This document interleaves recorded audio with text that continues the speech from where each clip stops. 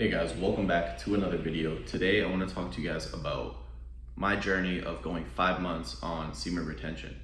So this 5 months has been the longest streak I've ever been able to put together. Um, the past 4 years, the past 5 years, the past whatever amount of time, it's been extremely difficult to go 30 days, 60 days, 20 days, 2 weeks, right? So over the past couple of years, you will start, I'll start, right? I'll do a week, I'll do 2 weeks, I'll do a month, I'll do 60 days, right? And that's where a lot of us struggle, right? A lot of us struggle in those early stages, right? But I can tell you from my experience over the past 5 months that there is a possibility, there is life after addiction, there is truth, right? And there is light at the end of the tunnel, right? Because from my own experience, after 4 years, right, of truly desiring to quit and fighting like hell, it's possible. It's possible to come out on the other side and have like a new sense of life. So I'm going to talk about a little bit of the benefits I've received and kind of how I was able to do this, right? Because 5 months is not easy, right? 30 days for me was not easy. 60 days was, I never thought I could go past like 60 days, right? But anything's possible, right? So let's talk. So yeah, like my whole life changed like 8 months ago, right? I decided to move out. I decided, I need more. I need a challenge. I need something to give me an incentive to want to get over this hump, right? Because I was living at home, not doing too much, kind of just chilling, working my 40 hours and just, existing, right? Not really growing, not really striving for more.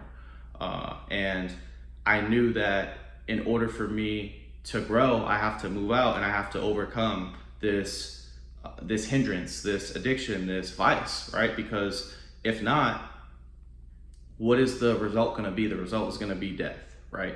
And so I moved out last October, I believe it was around October.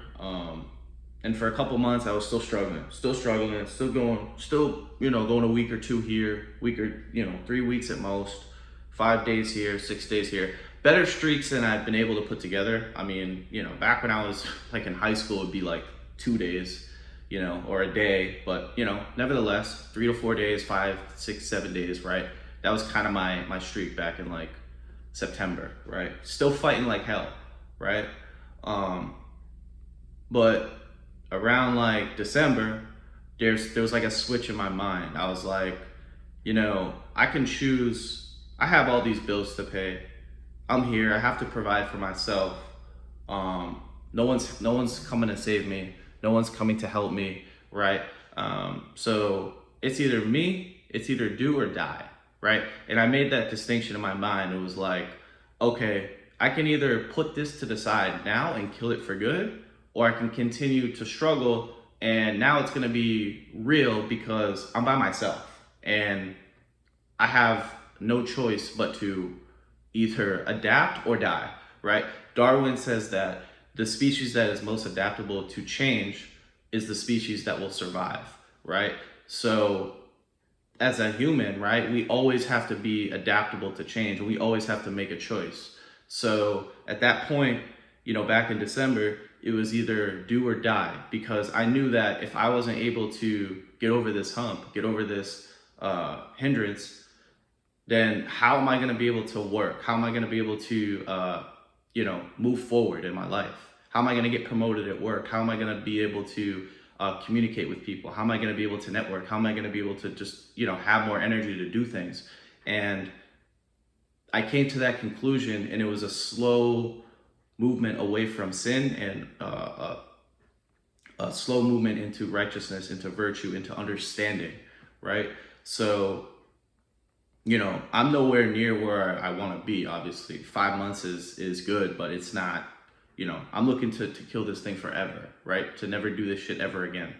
Because I know how destructive it can be. I know how evil it can be. I know how mind numbing, deadening it can be. And it's a very slippery slope, and it'll take you down a dark hole.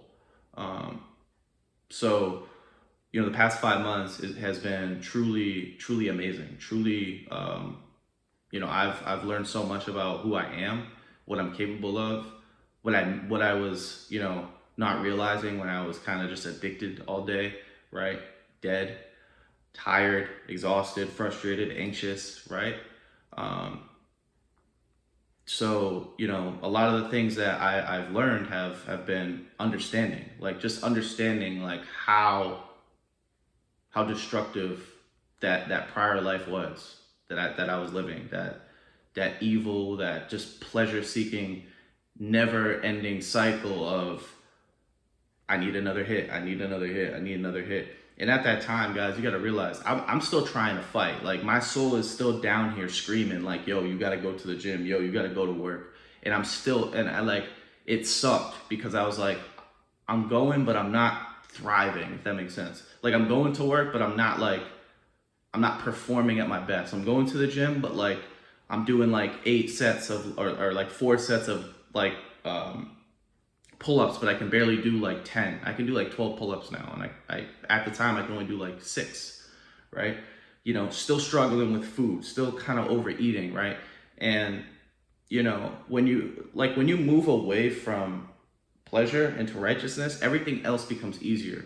So when you start to like retain and you start to really get a control of your sexual energy, your sexual domain, it's very easy to start to like just put like food addiction to the side, not overeat.